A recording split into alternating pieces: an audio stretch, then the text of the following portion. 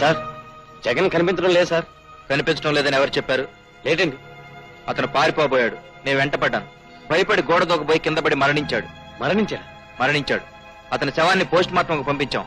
అతనే ఆయన గుర్తుపెట్టారు. Jagan file close.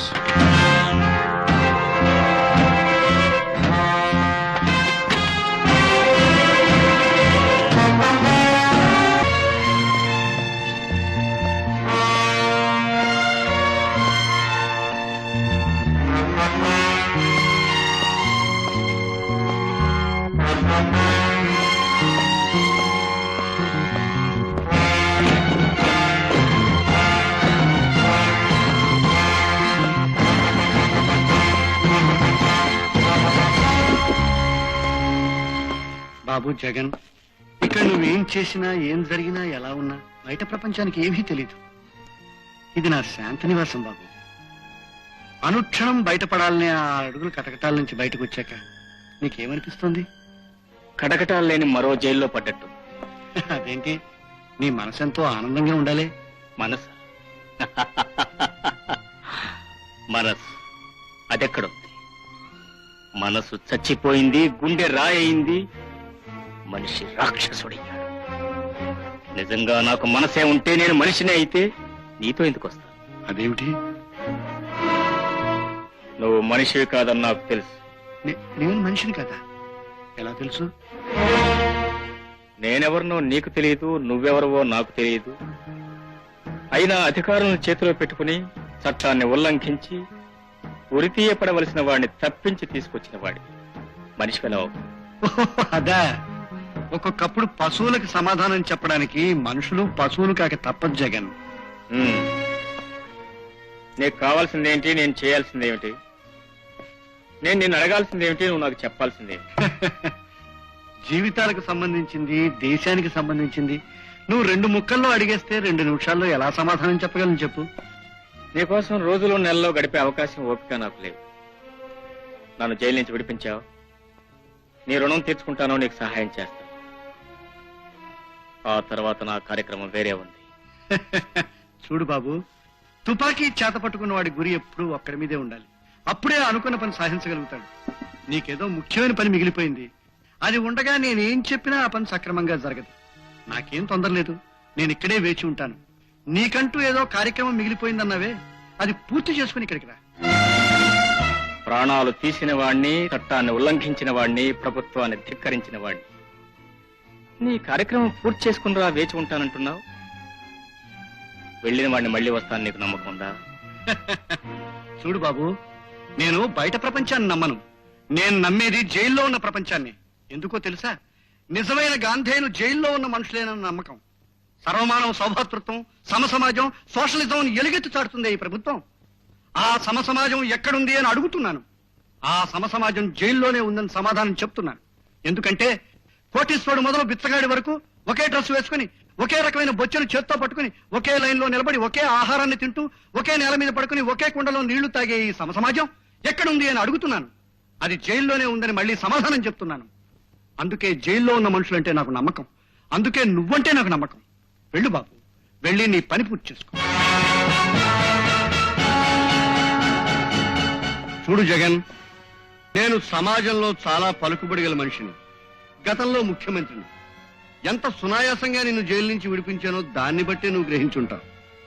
నీ కార్యక్రమంలో పొరపాటు నువ్వు పట్టుబడిపోతే మధ్యలో నా కార్యక్రమం ఆగిపోతుంది. అఫ్కోర్స్ పట్టుబడిన శక్తి సామర్థ్యాలు నీకు ఉన్నాయనుకో, కానీ శక్తి మాత్రమే చాలదు. దానికి పలుకుబడి చాలా అవసరం. నీ కార్యక్రమం ఏమిటో చెప్పు, నేను చేయూతనిస్తాను. నా కార్యక్రమానికి ఎవరు చేయూత అక్కర్లేదు. కావాల్సిందల్లా కాలం. నాకున్న కాలం తక్కువ. అంటే ఇంకో 4 రోజుల్లో నన్ను ఉరి తీయబోతున్నారు.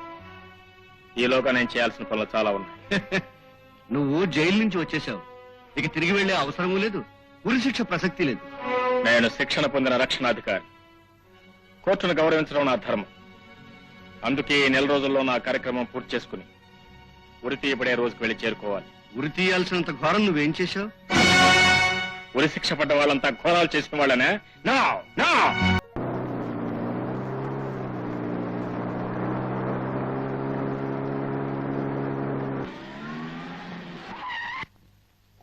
హాయ్,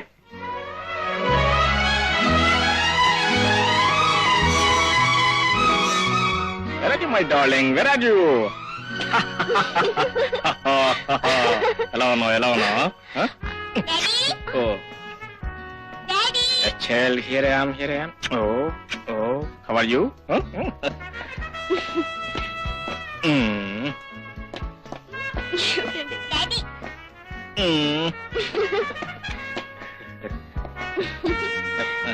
బాబు కార్లో సామాన్ ఉంది లోపల తెప్పించేసా వెరీ గుడ్ బాయ్ చెప్పినట్టు చేస్తారా గుడ్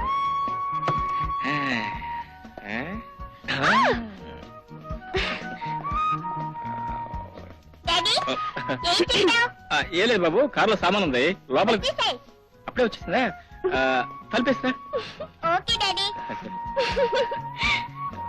ఏమిటి యుద్ధం చేసొచ్చారా?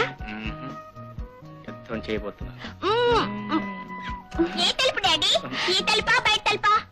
నా తలకాయ తలుపు సరే మీరు ముందు లేచి స్నానం చేయండి. లేకపోతే వాడే చేయించేట్టున్నాడు కమా తలుపు అప్పుడే వేయాలా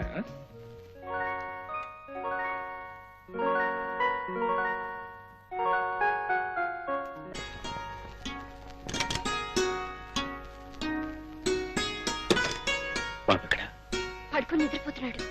మధ్యలో లేచినాడు కదా ఎందుకని మంచి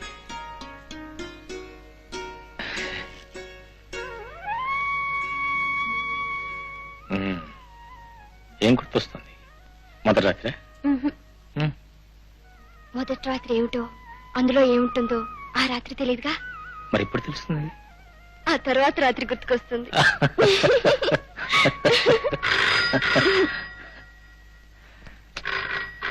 నేను చూస్తానుండండి.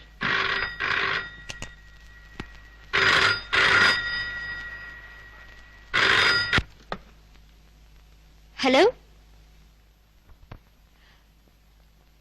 Just moment. ఏమండి మీకు ఢిల్లీ నుంచి ఫోన్. ఎక్కడి నుంచి? ఢిల్లీ నుంచా? ఇది Delhi. Hello, yes sir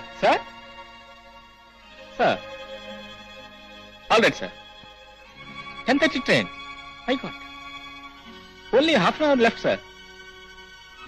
okay sir, thank you. ఏమిటండి? Emergency call. ఎమర్జెన్సీ కాలా? అవును, సడన్ గా సరిహద్దులో యుద్ధం ప్రారంభమైంది. ఎమర్జెన్సీ డిక్లేర్ చేశారు. ఉన్న వాళ్ళని ఉన్నట్టే బయలుదేరమన్నారు. నేను 10:30